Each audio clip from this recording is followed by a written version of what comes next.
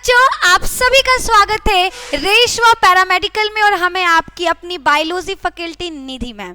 तो आज आपको बहुत ही ज़्यादा इम्पोर्टेंट कुछ बताने वाले हैं। अब वो क्या है आपको अभी थोड़ी देर में पता चल जाएगा, ठीक है। तो आज हम आपको बायोलॉजी के कुछ इंपॉर्टेंट क्वेश्चंस कराने वाले हैं, ठीक है। तो एक बार आप लोग क्या हो जाइए, आज के सेशन के लिए तैयार हो जाओ, ठीक है। जल्दी से क्या करिए, अपने दोस्तों के साथ सबके साथ आज का सेशन जो है शेयर कर लो। सबसे पहले क्या कर लीजिए, शेयर कर लीजिए। और आज हम आपको पढ़ाने वाले हैं बहुत ही ज़्यादा इम्पॉर्टेंट टॉपिक। और वो टॉपिक क्या है, वो टॉपिक क्या है सोच रहे हो, जनन, ठीक है। आज आपको हम रिप्रोडक्शन से रिलेटेड कुछ इंपॉर्टेंट पॉइंट्स बताने वाले हैं, टर्म्स बताने वाले हैं, तो जिनको क्या करना है, आपको तैयार करना है, ठीक है। रिप्रोडक्शन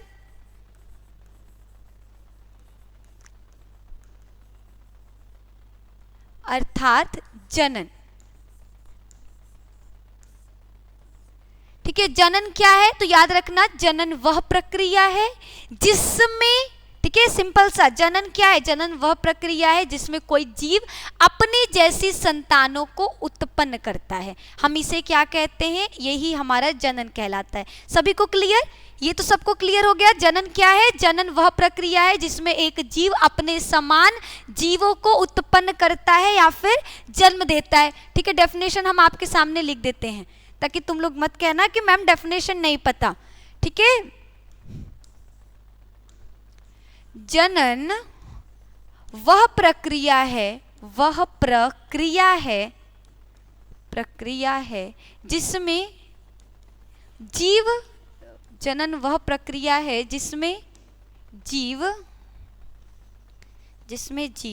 अपने समान, जिसमें जीव अपने समान जीवों को, ठीक है, जनन वह प्रक्रिया है जिसमें जीव अपने समान जीवों को जन्म देते हैं, जीवों को उत्पन्न करते हैं।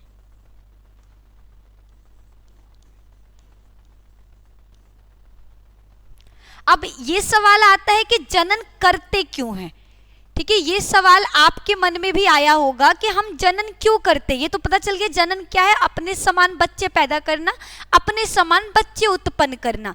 लेकिन सवाल ये भी आता है कि जनन क्यों करते हैं, हमें क्या जरूरत है अपने समान बच्चे उत्पन्न करने की, हम आराम से अकेले रहेंगे, ठीक है, बच्चे क्यों चाहिए। तो आपको बता दें, जनन इसलिए आवश्यक है क्योंकि सब जीव चाहते हैं कि उनकी पीढ़ी चले। अपनी पीढ़ी को चलाने के लिए हम क्या करते हैं, जनन की प्रक्रिया या फिर जनन की क्रिया करते हैं, ठीक है। सवाल आ जाए जनन क्यों, ठीक है, अगर ये सवाल आ जाए क्यों, जनन क्यों, तो याद रखिएगा सभी जीव अपनी पीढ़ी को चलाने के लिए, सभी जीव अपनी पीढ़ी को चलाने के लिए, अपनी पीढ़ी को चलाने के लिए जनन की क्रिया करती है। देखो अभी आज की क्लास में केवल इंट्रो देंगे, आज की क्लास में क्या कर रहे हैं, केवल इंट्रो दे रहे हैं। लेकिन कल से हम रिप्रोडक्शन अपना स्टार्ट करेंगे। कल से हम क्या करने वाले हैं, रिप्रोडक्शन एकदम बढ़िया तरीके से स्टार्ट करने वाले हैं, तो तैयार रहना, ठीक है। सभी जीव अपनी पीढ़ी को चलाने के लिए जनन की क्रिया करते हैं, जनन की क्रिया करते हैं। क्लियर, सभी जीव अपनी पीढ़ी को चलाने के लिए क्या कर रहे, जनन की क्रिया कर रहे, जनन कर रहे। और जनन, अब हम ये तो बता दिए कि हम जनन क्यों कर रहे,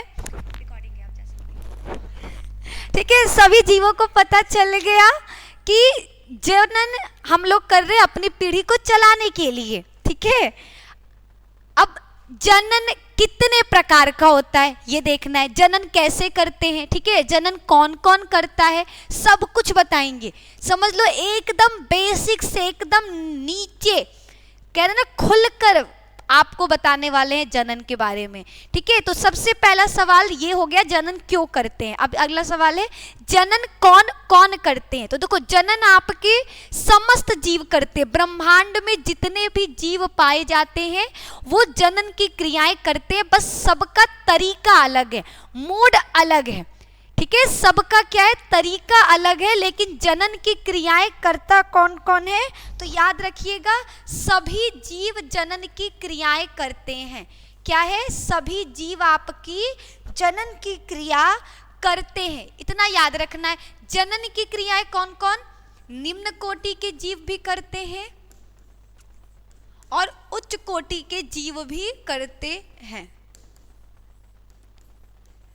ठीक है, दोनों करते, बस तरीका देखो। जितने भी निम्न कोटि के जीव होते हैं, एक कोशिकीय जीव होते हैं, ये क्या करते हैं, ये अलैंगिक जनन करते हैं। ये कौन सा जनन करते हैं, अलैंगिक जनन करते हैं। ठीक है, और जितने भी हमारे उच्च कोटि के बहुकोशिकीय जीव हैं ये क्या करते हैं, ये लैंगिक जनन करते हैं। अभी बताते हैं आपको अलैंगिक और लैंगिक के बारे में। हमने क्या बोला, जनन वह प्रक्रिया जिसमें हम अपनी पीढ़ी को चलाने के लिए बच्चे उत्पन्न कर रहे हैं।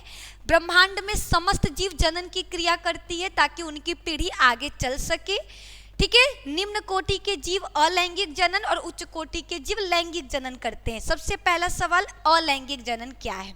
ठीक है, अलैंगिक जनन जनन की वह प्रक्रिया, ठीक है, जनन की वह प्रक्रिया जिसमें केवल एक जीव की आवश्यकता होती है, अलैंगिक जनन कहलाती है। क्या लिखेंगे,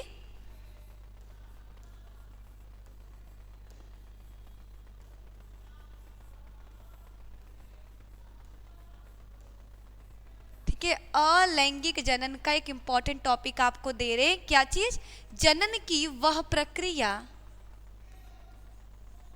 जनन की वह प्रक्रिया जिसमें केवल एक जीव की आवश्यकता होती है। जनन की वह प्रक्रिया जिसमें केवल एक जीव की आवश्यकता होती है, केवल एक जीव की आवश्यकता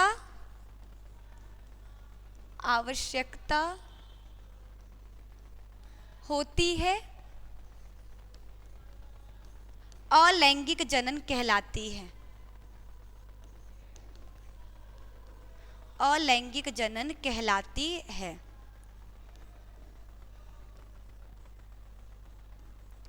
ठीक है, ये हो गया आपका कंप्लीट। क्या बोला हमने, जनन की वह प्रक्रिया जिसमें केवल एक जीव की आवश्यकता होती है, अलैंगिक जनन कहलाती है।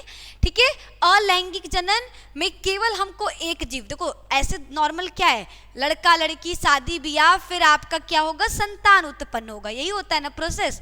लेकिन अलैंगिक जनन में दो लोगों की आवश्यकता नहीं है, लड़का लड़की की आवश्यकता नहीं है। हम अकेले ही अपने जैसे क्या कर सकते हैं, पीढ़ी उत्पन्न कर सकते हैं, अपने जैसे बच्चों को उत्पन्न कर सकते हैं। ये आप याद रखोगे। ठीक है, ये क्या करना है, आपको याद रखना है। क्या बोला हमने बोला कि अलैंगिक जनन में हमें दो लोगों की आवश्यकता नहीं होती, केवल एक जीव ही अपने जैसे बच्चे को उत्पन्न कर सकता है। लेकिन लैंगिक जनन में ऐसा नहीं होता। लैंगिक जनन में आपको क्या देखने को मिलेगा, लैंगिक जनन मतलब होता है कि इसमें हमको दो जीवों की आवश्यकता, ठीक है, जब तक दो जीव नहीं होंगे हम लैंगिक जनन नहीं कर पाएंगे। अलैंगिक को हम लोग असेक्सुअल रिप्रोडक्शन बोलते हैं और लैंगिक को सेक्सुअल रिप्रोडक्शन कहते हैं।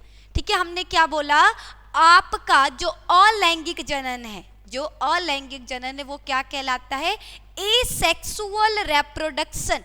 ठीक है, ये हमारा क्या है, एसेक्सुअल रिप्रोडक्शन है। लेकिन हमारा जब बात होता है लैंगिक जनन का तो हम उसको सेक्सुअल रिप्रोडक्शन कहते हैं। ठीक है, लैंगिक जनन, जनन की वह प्रक्रिया, ठीक है, लैंगिक जनन लिखेंगे, जनन की वह प्रक्रिया, वह प्रक्रिया जिसमें, जनन की वह प्रक्रिया जिसमें दो जीवों की आवश्यकता होती है, जिसमें दो जीवों की आवश्यकता होती है, आवश्यकता होती है। ठीक है, जनन की वह प्रक्रिया जिसमें दो जीवों की आवश्यकता होती है लैंगिक जनन कहलाता है। लैंगिक जनन कहलाता है। ठीक है, ये आपका कंप्लीट हो गया। ठीक है, जनन की वह प्रक्रिया जिसमें दो जीवों की आवश्यकता होती है क्या कहलाता है? लैंगिक जनन कहलाता है। ये आपका आई थिंक कंप्लीट हो गया। ठीक है, ये आप लोगों का कंप्लीट हो गया। क्लियर है? लैंगिक और अलैंगिक समझ में आ गया। ठीक है, अब लक्षण बता देते हैं। ठीक है, इंपॉर्टेंट है, लैंगिक और अलैंगिक के लक्षण कौन कौन से हैं। ठीक है, लक्षण को भी पढ़ लिया जाए। लैंगिक तथा अलैंगिक जनन के लक्षण क्या क्या है वो देख लेते हैं। सबसे पहले लैंगिक जनन। लैंगिक जनन, अब लैंगिक जनन के क्या क्या लक्षण है? सेक्सुअल रिप्रोडक्शन के क्या लक्षण है? इसमें सबसे पहले दो लोगों की आवश्यकता है। ठीक है, अगर आपको सेक्सुअल रिप्रोडक्शन करना है तो आपको कितने लोगों की आवश्यकता होगी? दो, एक मेल चाहिए, एक फीमेल चाहिए। जब मेल और फीमेल के गैमेट्स आपस में मिलेंगे तो क्या होता है? फर्टिलाइजेशन यानी निषेचन होता है। और निषेचन की प्रक्रिया के बाद क्या बनता है? याद रखिएगा, फर्टिलाइजेशन के बाद आपका एम्ब्रियो यानी भ्रूण का निर्माण होता है। ठीक है, हमने क्या बोला? अलैंगिक जनन में केवल एक जीव की आवश्यकता। ठीक है, सबसे पहला चीज याद रखना है, एक जीव की आवश्यकता। इसमें दो लोग नहीं चाहिए, केवल एक जीव ही अपने जैसे बच्चे उत्पन्न कर सकता है। दूसरा पॉइंट आपको क्या याद रखना है? इसमें युग्मकों का निर्माण नहीं होता। जो जीव अलैंगिक जनन करते हैं उनको युग्मक से कोई मतलब नहीं, ये युग्मकों का निर्माण नहीं करते। याद रखना, ये क्या है? युग्मकों का निर्माण, युग्मकों का निर्माण नहीं करते, निर्माण नहीं करते। ठीक है, युग्मकों का निर्माण नहीं करते। ठीक है, एक जीव की आवश्यकता, युग्मकों का निर्माण नहीं करते। तीसरा, इनमें निषेचन, जब युग्मक बन ही नहीं रहा है तो निषेचन कैसे होगा? निषेचन का मतलब क्या है? नर और मादा युग्मक का मिलना। नर मादा युग्मक के मिलने के लिए नर मादा युग्मक बनना चाहिए, और युग्मक बनने के लिए हमको लड़का और लड़की चाहिए। लेकिन हम क्या बोल रहे हैं कि अलैंगिक जनन में दो लोग चाहिए ही नहीं, कोई एक जीव ही, सिंगल, अकेला ही क्या कर सकता है? अपने जैसे बच्चे उत्पन्न कर सकता है। अर्थात इसमें निषेचन की क्रिया नहीं होती, इसमें निषेचन की क्रिया नहीं होती, क्रिया नहीं होती। एक सवाल आता है कि ये होता फिर किस में है? ठीक है, तो हमने पहले ही बताया ये निम्न कोटि के जीवों में होता है। निम्न कोटि के एक कोशिकीय जीव में, यह निम्न कोटि के एक कोशिकीय जीवों में, एक कोशिकीय जीवों में होता है। ठीक है, जीवों में होता है। ठीक है, अब अगला सवाल, जो जीव लैंगिक जनन कर रहा है, ठीक है, जो जीव लैंगिक जनन कर रहा है वो क्या कर सकता है? एक बार में एक संतान, ज्यादा होगा तो दो संतान। ठीक है, लेकिन जो अलैंगिक जनन कर रहे हैं वो ज्यादा संख्या में संतान उत्पन्न करते हैं। याद रखना, ये गुण भी है अलैंगिक जनन का। ठीक है, अलैंगिक जनन द्वारा, अलैंगिक जनन द्वारा, अलैंगिक जनन द्वारा, ठीक है, अलैंगिक जनन द्वारा ज्यादा संख्या में संतान उत्पन्न होती हैं। ज्यादा संख्या में, ज्यादा संख्या में, ठीक है, अलैंगिक जनन द्वारा ज्यादा संख्या में संतान उत्पन्न होती हैं, संतान उत्पन्न होती।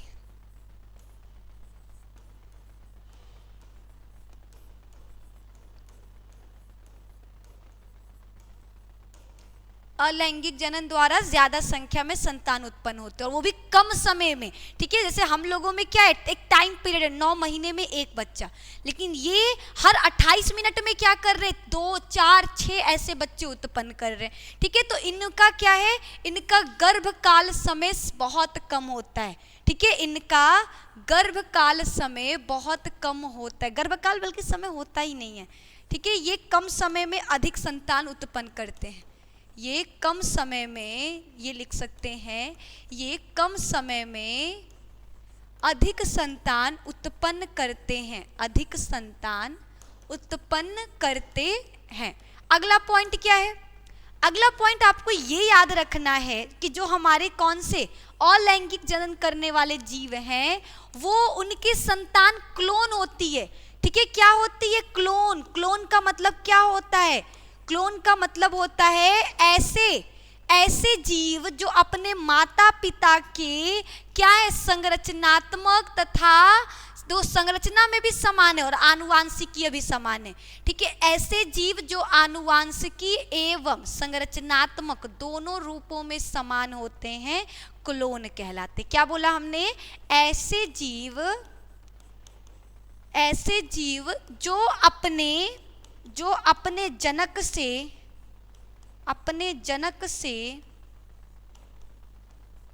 संरचनात्मक एवं आनुवांशिकी, संरचनात्मक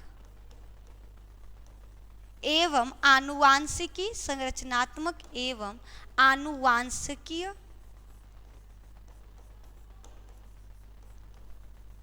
ठीक है, ऐसे जीव जो अपने जनक से संरचनात्मक एवं आनुवांशिकीय दोनों रूपों में समान होते हैं, दोनों रूपों में।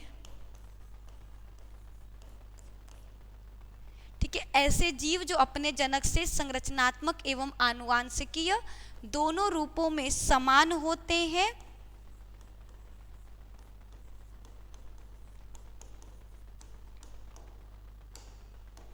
क्लोन कहलाते हैं। क्या कहलाते हैं, याद रखना, क्लोन कहलाते हैं। ठीक है, याद रखिएगा, ऐसे जीव जो अपने जनक से संरचनात्मक एवं आनुवांशिकीय दोनों रूपों में समान होते हैं, क्या कहलाता है, क्लोन कहलाता है। ठीक है, ऐसे जीव क्या कहलाएंगे, क्लोन कहलाएंगे। ये आप लोगों को क्लियर है। ठीक है, इतना आप लोगों को क्लियर है। अगला पॉइंट याद रखना, अलैंगिक जनन का लक्षण है, इनमें जनन अंग नहीं पाए जाते। ठीक है, इनमें जनन की क्रिया करने के लिए कोई विशेष अंग नहीं है। ठीक है, नेक्स्ट पॉइंट क्या है, इनमें जनन की क्रिया करने के लिए, ये तो कलर दिखाई भी नहीं दे रहा होगा आपको। ठीक है, अगला है आपका, इनमें जनन की क्रिया करने के लिए, जनन की क्रिया करने के लिए कोई विशेष अंग नहीं पाए जाते। कोई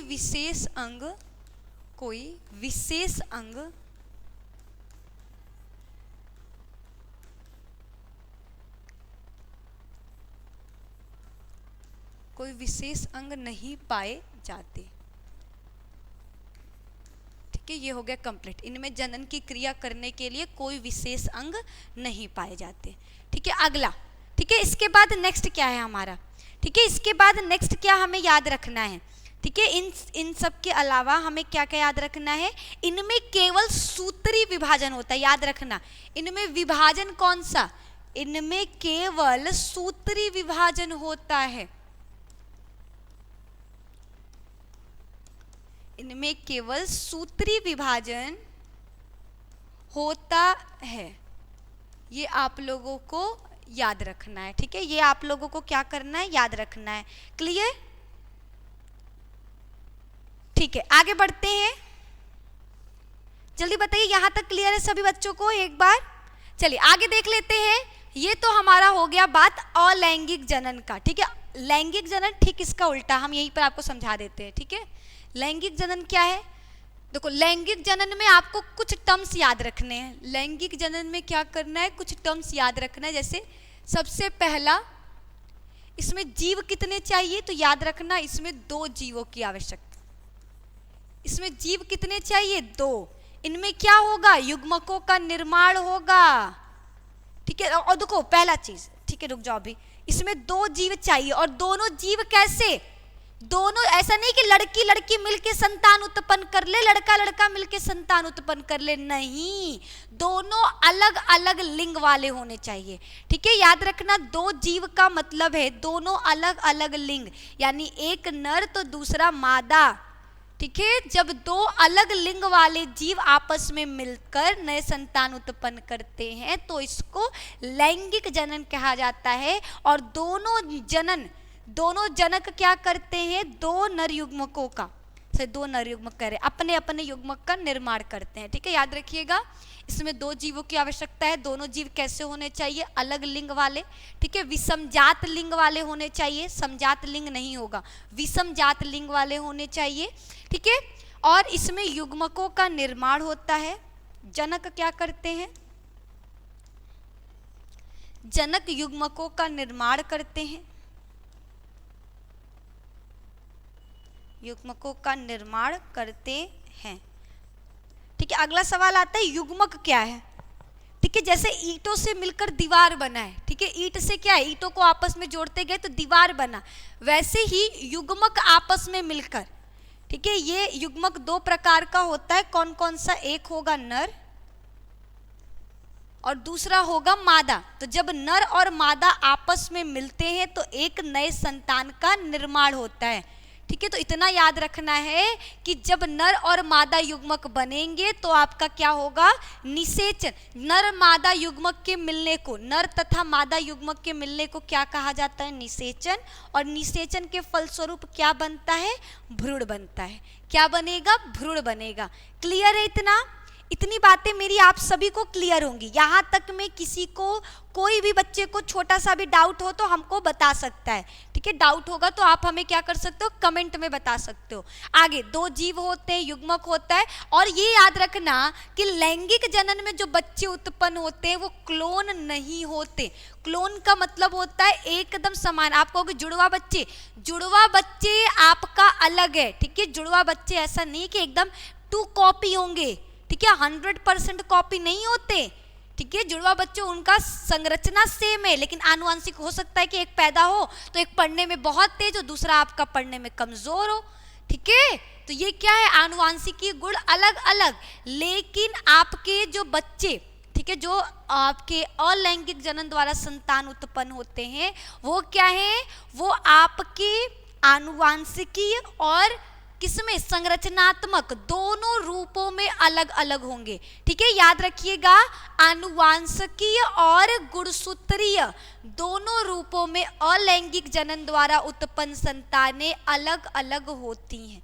कैसी होती हैं, अलग अलग होती हैं। क्लियर यहाँ तक, क्लियर है। ठीक है, आगे देखते हैं। ठीक है, इसमें संतान क्लोन नहीं होता, क्लोन नहीं होता। लैंगिक जनन द्वारा आपकी ज्यादा कम समय में ज्यादा संतान उत्पन्न नहीं हो सकती। ठीक है, लैंगिक जनन में समय अधिक लगता है, समय याद रखना अधिक लगता है, और बच्चों की संख्या क्या होती है, कम होती है। ठीक है, इसमें अधिक समय में कम संतान उत्पन्न होती है। ठीक है, बच्चों की संख्या, संतति की संख्या क्या होती है, कम होती है। कम संख्या में बच्चे उत्पन्न करती है, कम संख्या में संतान उत्पन्न होते हैं। एक पॉइंट और बता दें आपको, जो हमारा अलैंगिक जनन द्वारा संतान उत्पन्न होते हैं उनमें विविधता नहीं दिखाई देता, वो अपने माँ बाप के एकदम सेम टू सेम है, कोई अंतर नहीं। लेकिन हम जीवों में, जो बच्चे जो लैंगिक जनन कर रहे हैं, आपको अलग अलग तरीके के जीव देखने को मिलेंगे। लैंगिक जनन द्वारा उत्पन्न संतानों में आपको क्या देखने को मिलेगा, विविधता देखने को मिलेगा। क्या देखने को मिलेगा, विविधता देखने को मिलेगा। ठीक है, आज हम केवल आप लोगों को क्या बता रहे, एक बेसिक नॉलेज दे रहे, एक बेसिक नॉलेज दे रहे। ठीक है, अलैंगिक जनन में केवल असूत्री विभाजन होता है, लेकिन आपका लैंगिक जनन में अर्धसूत्री और समसूत्री दोनों विभाजन देखने को मिलता है। ठीक है, दोनों विभाजन क्या है, देखने को मिलता है।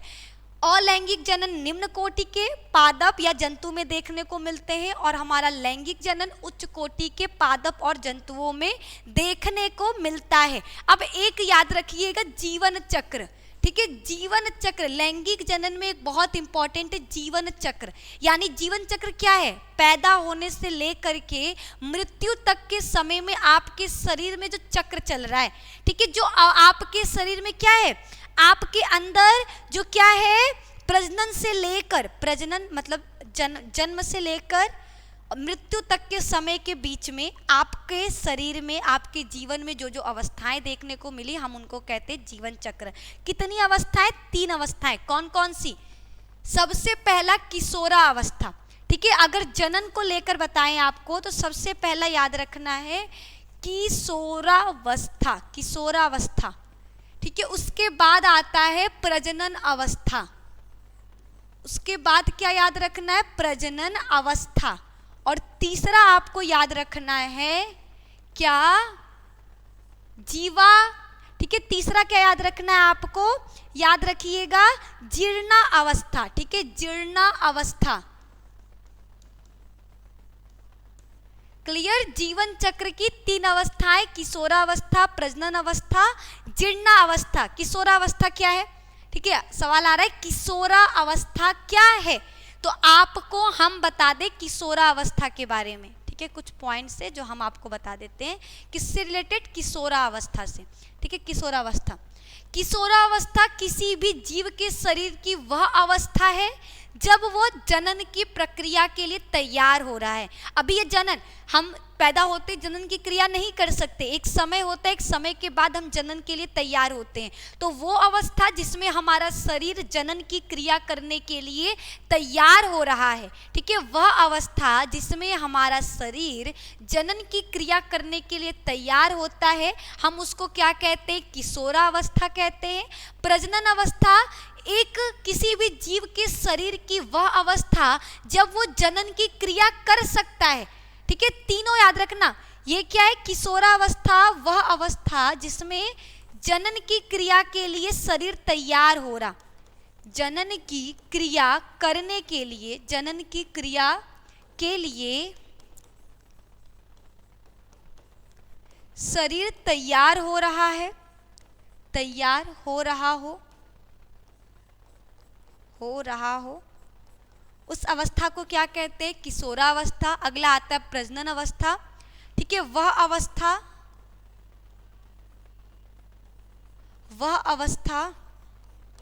जब हमारा शरीर जनन की क्रिया के लिए तैयार हो चुका है, जब हमारा शरीर जनन की क्रिया कर सकता है।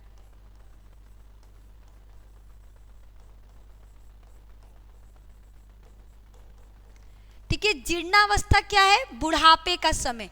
ठीक है, जीर्णावस्था बुढ़ापे का समय, यानी वह अवस्था जब हम जनन की क्रिया करने में असमर्थ हों। ठीक है, जनन की क्रिया का क्या है, समय जब खत्म हो चुका हो। ठीक है, पूरे एक जीव के शरीर में 3 अवस्थाएं देखने को मिलेंगी, किशोरावस्था, प्रजनन अवस्था, जीर्णावस्था।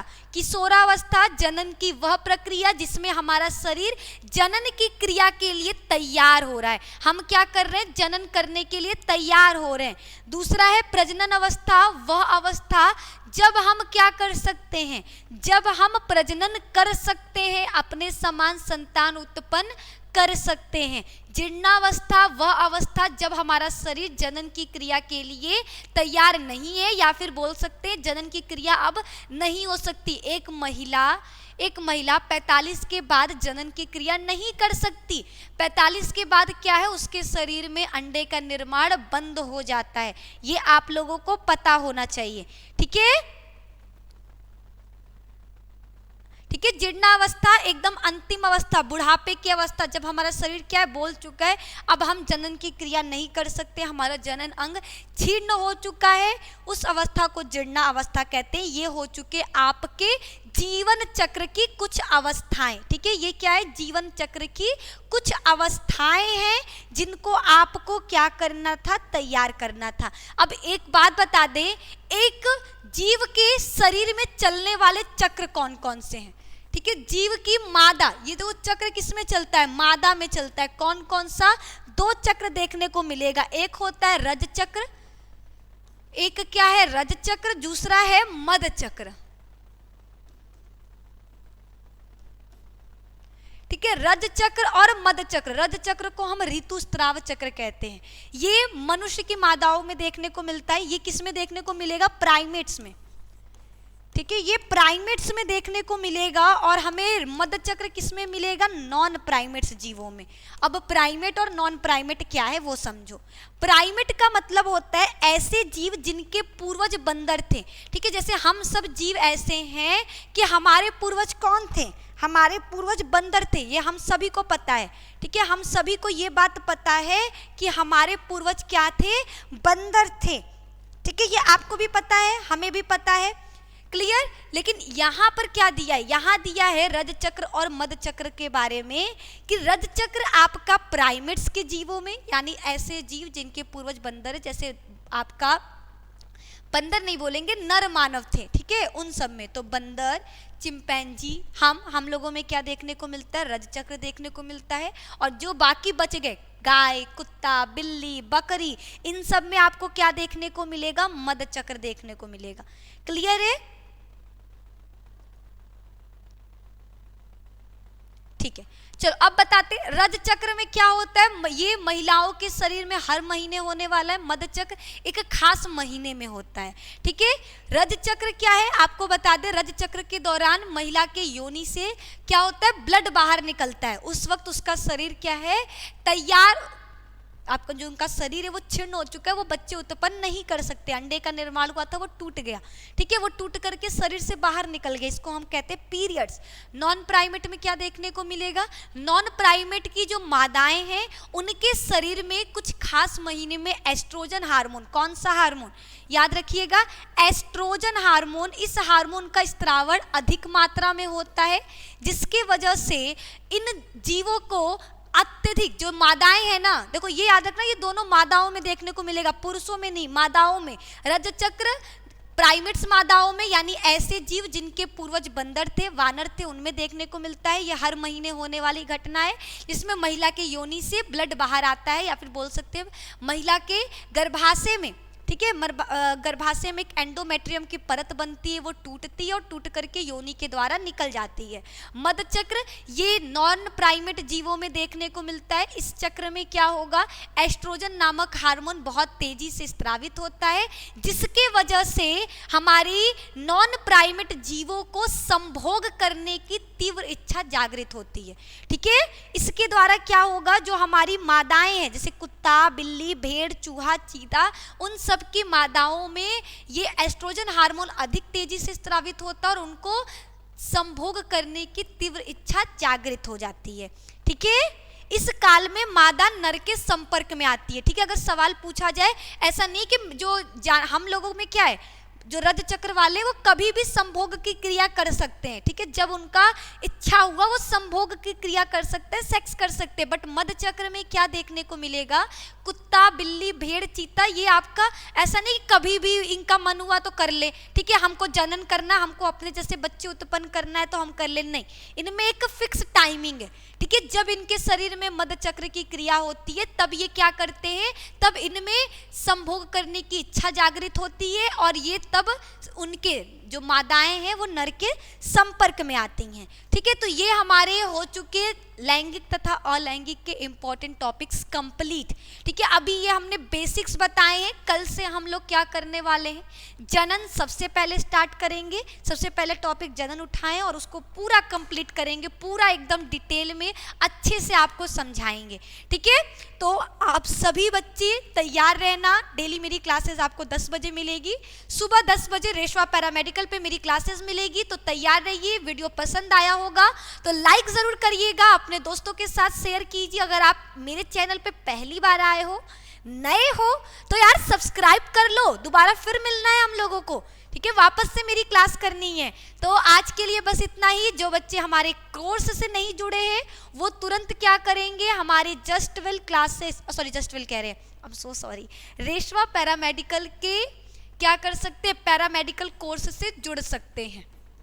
ठीक है, रेशवा पैरामेडिकल ज्वाइन करने के लिए आपको जाना है रेशवा एकेडमी का, एक सेकेंड, ठीक है, रेशवा एकेडमी का ऐप है, उसको डाउनलोड करके सिर्फ 299 रुपीज में आप हमारे पैरामेडिकल के कोर्स से जुड़ सकते हो। तो चलते हैं, टेक केयर, बाय, अपना ख्याल रखिए, मस्त रहिए, रेशवा पैरामेडिकल से जुड़े रहिए। कमेंट सेक्शन में हमको जरूर बताइएगा आपको क्लासेस कैसी लगी और नेक्स्ट टाइम जो टॉपिक होगा वो कौन सा लाएं, ये भी आप कमेंट सेक्शन में बता सकते हैं। ठीक है, तो जल्दी से कमेंट करो, जल्दी से लाइक करो। अब मिलेंगे कल की क्लास में, बाय।